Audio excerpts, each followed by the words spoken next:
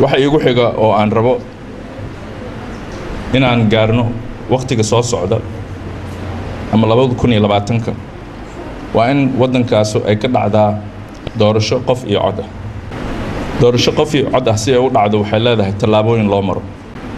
4 sano waxaan ahaa madaxii hay'adda la yiraahdo National Democratic Institute. waxaan ka soo shaqeeyay barnaamijkii tababarada xildhibaanada taakulaynta dawladda madaxweynaha iyo prime ministerka iyo wasiirada kulligood waa la shaqeeyay. waxaan u qoray khubaro la shaqeysa. waxaan ka shaqeynaa dastuurkii.